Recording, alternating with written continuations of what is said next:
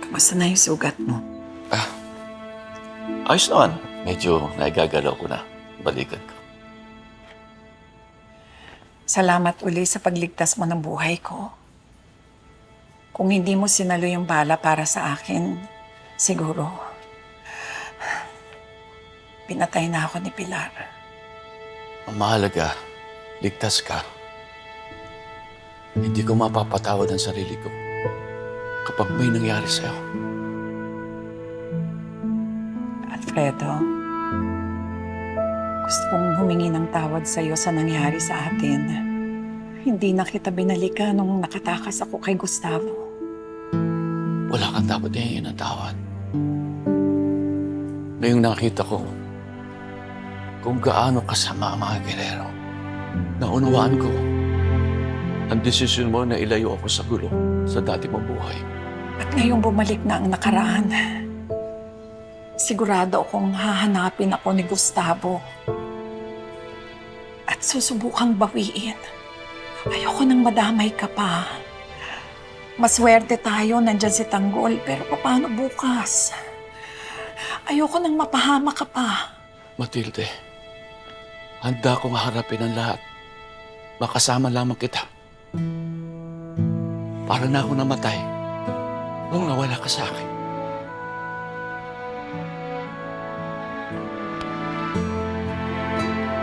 Ngayong magkasama ulit tayo, muli ko naramdaman kung paano mabuhay. Kaya hindi ko hayaan na mawala ka sa akin.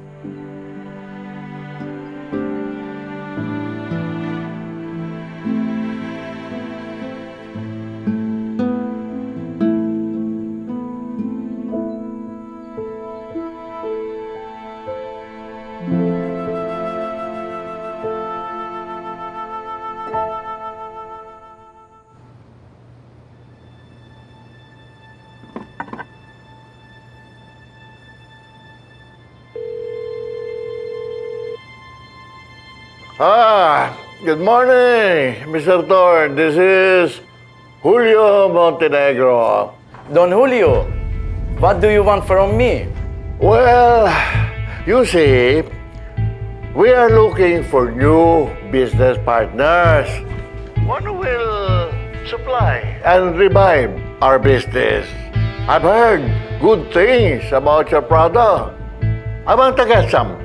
So, are you back in business? Oh, yes. Perfect. I'm in Philippines right now. I tell my partner. Very good. By the way, my son Ramon will be handling the business. He will meet with you today to close our deal, okay? Thank you, Mr. Thorne. Thank you, Don Julio. I will be expecting your son.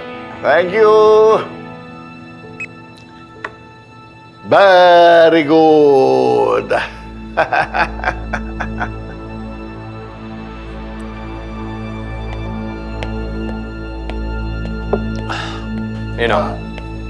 Blanco, ngayong araw na ang eleksyon, hindi natin alam kung anong binabalak niyang mga gererong yan. Ang gusto ko, pagdating natin sa presinto, nakahanda tayo. Ayoko nang maulit pa yung nangyari nung motorcade at meeting the base. Nagkakaintindihan pa tayo. Oo, Ninong. Ako na ang bahala. Ihanda ko na yung mga tao natin. Very good.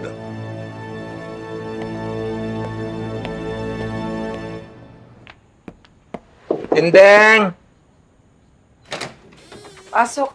Kamusta na pakiramdam mo? Ito, mabuti-buti na. Ay, mabuti naman. Eto, binilihan pa kita ng gamot para bumuti na talaga ang pakiramdam mo. Salamat, Roda. Sayang kung hindi sana sumama ang pakiramdam mo. Sana pumunta ka dun sa prayer rally para kay Tanggol. Prayer rally? Saan? Oo, doon sa Bukana ng Sunday Mass. Ipapanalangin namin ang isang mapayapang eleksyon at isang magandang resulta ng eleksyon sa buong Kamaynilaan. At alam mo na ibig sabihin nun, victory ni Tanggol. O parang hindi mo narinig ang sinabi ko.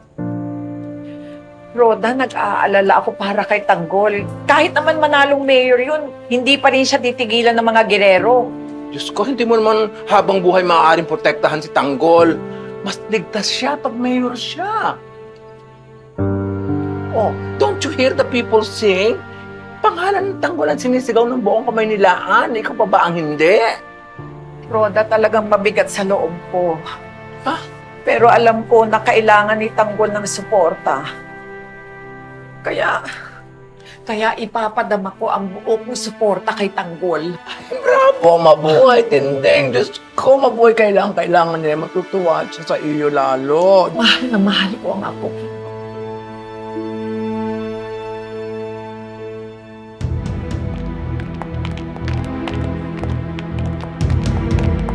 Faster, faster, faster! Sandy, ano na? Dumiretso na kayo ng What's the monitoring update? group. Ano, Sandy? May Anong mga balita? watchers na ho tayo sa lahat ng polling center. Tapos, ito, set up na natin ang monitoring room. Itatali natin yung numbers na galing sa watchers at saka yung galing sa NEC server. Sandy, siguraduhin mo na ready tayo sa lahat ng posibleng mangyari, ha? Ma'am, don't look so worried. Panalo na ba tayo? Magpapaparty na ba ako, Sandy? Wala ka sa hulog! Ano ba? Ano na bang balita dun sa nangyari dun sa press con sa ospital? Ha? Maayos ba yung mga balita tungkol sa atin? Naawa ba yung mga tao? Yun na nga ho yung naging problema dahil sa iskandalong ginawa ni Ma'am Olivia dun sa ospital. Parang nakasama pa sa inyo yung press con.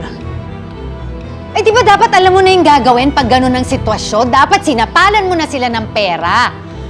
Usapan natin, good publicity lang. Sandy, what the hell are you trying to say? Huh? Are you trying to say na matatalo kami? Baka dahil sa'yo. Do your job, right, Sandy? May mga tao lang ho talaga tayong hindi hawak. Pero the good news is, kahit sa Quiapo, na baluarte ni Tanggol, may mga nabili tayong boto doon. Para makalapit tayo sa numbers niya. Makalapit.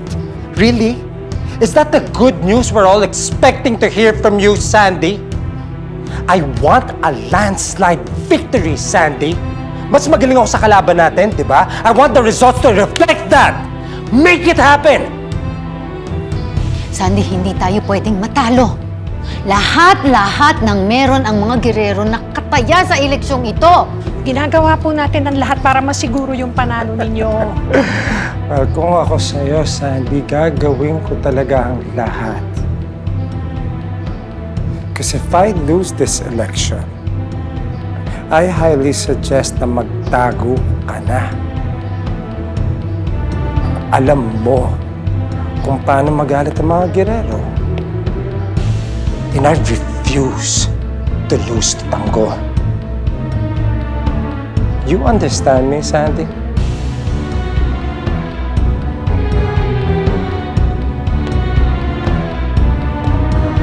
Ay, Tindeng! Tindeng! Diyos ko! Look, oh, tingnan mo, Tindeng. Tingnan yung Tindeng, oh. Nakakaloka. Oh, Tindeng, oh. Mayor, ano po nangyari kay Doña Pilar? Balitaan po namin, nabaril po siya. Si Doña Pilar Guerrero ay ambush at nabaril. Sa kasalukuyan ay siya ay nasa critical condition. At hiningi po namin ang iyong pag-intindi na sana po ay samahan niyo kami sa aming pagdarasal na makarecover po ang aming mahal na ina. Buhay si Pilar? Oo. At ginagamit nila si Pilar para makakuha ng simpatya sa mga botante. Naku, don't worry, Tindeng. Matalino na ang mga botante ngayon. Alam nila kung sino nagsisinungaling at kung sino nagsasabi ng totoo. Roda, marami pa ring maloloko ang mga gerero. Kaya nga kailangan bumoto tayo ng tama. Kailangan ipakita natin sa mga pulpul na politiko na hindi na tayo naapektuhan ng kanilang paawa effect. Kaya ako mag-organize na ako ng prayer vigil rally para kay Tanggol. Kailangan na ng pagbabago. Oh, siya sige, aalis na ako ha. Pupuntahan ko pa yung prayer rally. Bumoto kayo ha. Huwag niyong kalimutan. Sige, Roda. Babu. Babu, babu. Oh. Sige, Alfredo. Mauna na ako.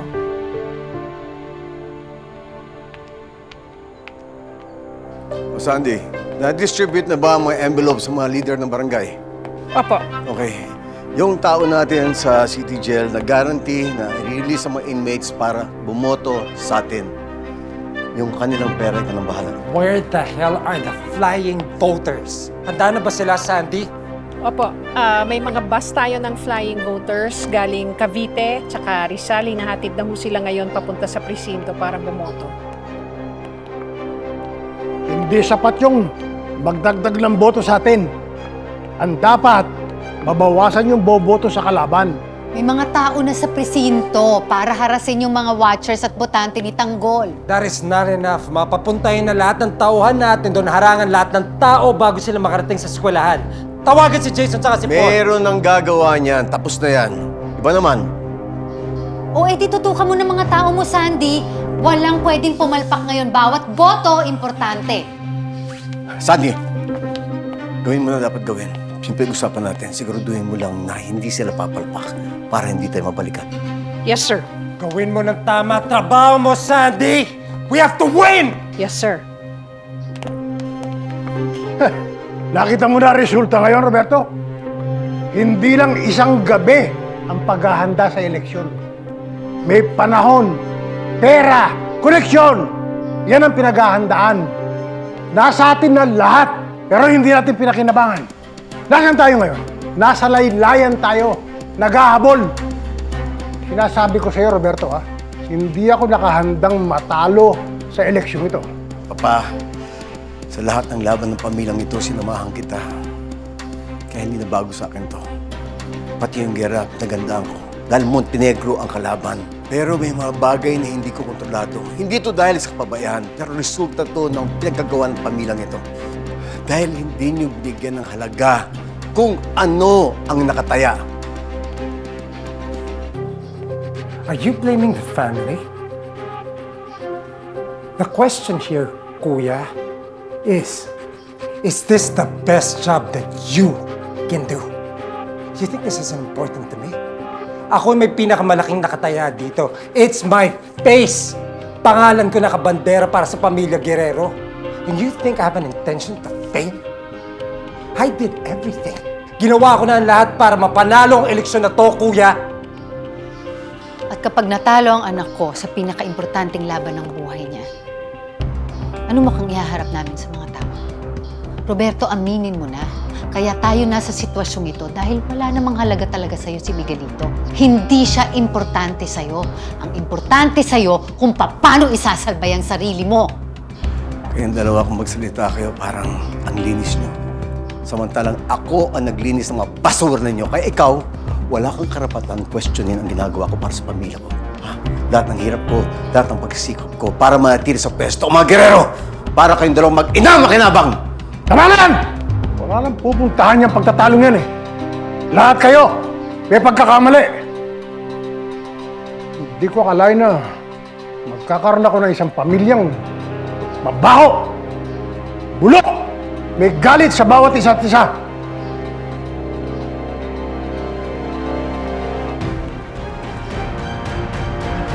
Ramon, may nakausap akong supplier mula sa ibang bansa. Magpapadala sila ng shipment bukas. Buti na lang, hindi nakarating siya ang nangyayari sa mga kon. Ikaw na lang bahala sa ating supplier at sa ating mga kasosyo. Yes. I'll handle it. May problema tayo kay Tanggol. Ayaw niyang sumangayon sa mga plano natin. Alam mo ibig sabihin? Mas gusto niyang tulungan ang mga tao sa Maynila kaysa tulungan tayo sa ating mga negosyo. Ano? Baka nakakalimutan niya ang negosyo natin na nagpondo sa kanya kampanya. Kaya nga tayo pumayag na pumasok siya sa politika para tulungan niya tayo sa pagpapalago ng ating negosyo. I know, Papa. I know. Gumana sa katigasan ng ulo ng mga Montenegro ang Tanggol na yan. Ramon, ayokong magiging problema yung apo ko, ha? Ipaintindi mo sa kanya ang kanyang responsibilidad bilang isang Montenegro. At... Lo.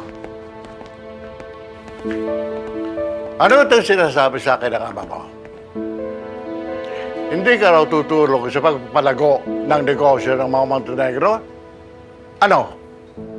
Susuwagin mo ako? Alam mo naman kung bakit ka namin inilagay sa politika para tulungan kami na palaguin ang negosyo ng mga Montenegro.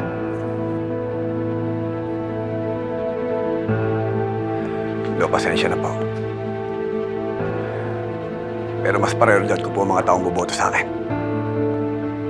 Dati rin po ako nagbenta ng droga. Kaya alam ko kung paano nasira ang buhay nila.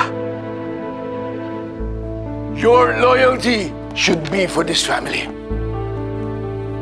Pagpapalago ng negosyo natin. Ang alawa na lang, taong bayan. Hindi ako katulad ng mga gerero na pinakinabangan lang ang mga tao. Tutuparin ko ang lahat ng mga pinangako ko sa kanila. Tanggol, susuportahan ka namin sa lahat ng gusto mong gawin para sa mga taga-bay nila. Gusto mong magpatayo ng ospital? Okay. Gusto mong magpatayo ng paaralan? Okay. Pero, huwag na huwag mong kalilimutan ang responsibilidad mo sa pamilyang ito. Madali lang kong sabihin yan, Lo. Dahil kayo ang makikinabang. At ang buhay ng mga tao ang masisira. Napaka-hipokrito ko naman. Kung sinasabi ko sa kanila na aayusin ko at lilinisin ko ang buong Maynila at pagkatapos kukusintiin ko kayo? Wala akong pakialam! Hindi ka pa ay pinapanganak. Ito na ang negosyo ng mga Montenegro at hindi ako papayag ay isang katulad mo ang wawasak at sisirain ang lahat ng ito. Tanggol, makinig ka sa akin. This business empire that we have is for you and your future family. Papa, sinabi ko na sa'yo, kapag ako naging mayor, puputulin ko ang daloy ng droga dito sa Maynila. Parang tinatakwil mo na ang pagiging Montenegro mo. Ha? Parang tinatakwil mo na ako bilang ama. Ano ba? Itutuloy natin ang negosyo sa ayaw at sa gusto mo. Sige! Pero ito lang ang sasabihin ko sa inyo. Kapag ako naupo sa pwesto at naging mayor ako, sisiguraduhin ko sa inyo na ako ang kauna-una ang makakabangga ninyo. Wala ka ng respeto kay Papa.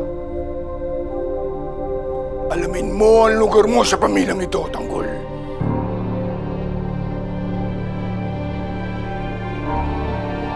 Hoy! Hoy! Suwahel ka na! Hoy!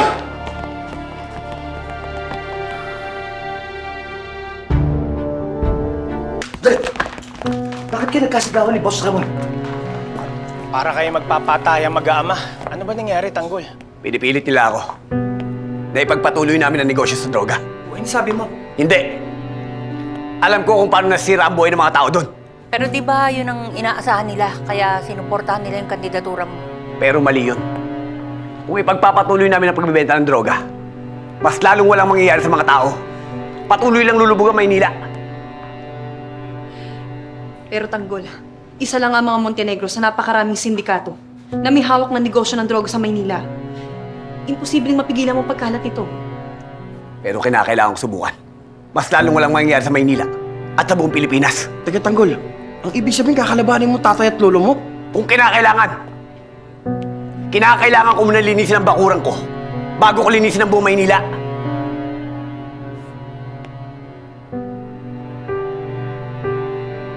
Alam mo ang nangyayari sa pabayang ito? Bakit hindi mo makontrol yung anak mo? Pinagsabihan ko na siya, Papa. Di siya nakikinig. Hindi ako mapayag na isa ring Montenegro magiging dahilan ng pagbagsak ng ating pamilya. Hindi ko palalagpasin ang pambabastos niya sa sarili niyang pamilya. Hindi lang ito usapang respeto, Ramon. Negosyo ng pamilya ang nakasalalay dito. Gagawan ko ng paraan to. Naguguluhan lang siya ngayon, Papa. Nabubulagan siya sa prinsipyo at ambisyon niya bilang isang mayor. Kung sa bagay, hindi siya lumaki sa atin. Mahirap pasunurin niya batang iyan. Hindi natin siya madadaan sa dahas o sa parsahan. Kailangan kausapin natin siya na maayos. para maintindihan niya kung gaano ka-importante ang negosyo sa pamilya nito. Bayaan mo. Ako ang kakausap sa kanya. Paalis na rin kami.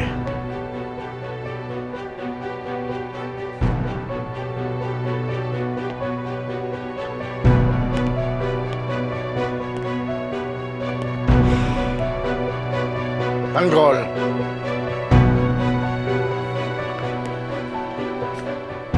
Pasensya na kung napagtasa ka namin ng boses kanina.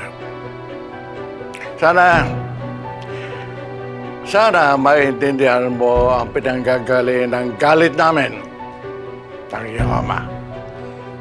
Pasensya na rin, Lolo. Pero hindi ko masusunod ang inuutos nyo.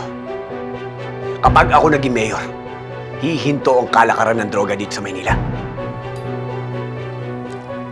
Saka na pag-usapan ang lahat ng yan. Ipanalo muna natin ang labang ito. Tanggol, pasensya rin, hindi kami makakasama sa'yo. Tsaka hindi rin naman kami makakaboto. Pero huwag ka mag-alala, Tanggol. Suportado ka naming lahat. Mag-iingat ka.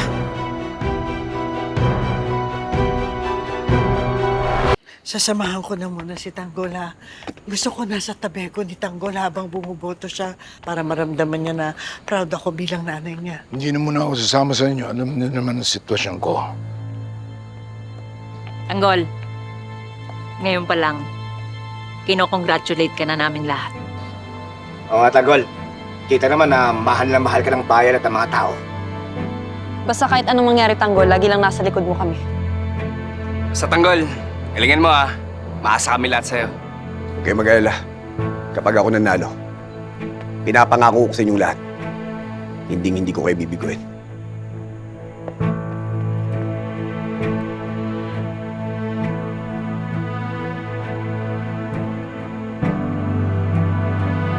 Oh, tara na, Tanggol. Oo nga, may prayer rally pa tayo, Tanggol. Mauna na kami, ha. Kayo nang bahala, ha. Pagdasal nyo kami, si Tanggol, ha. Sige pa.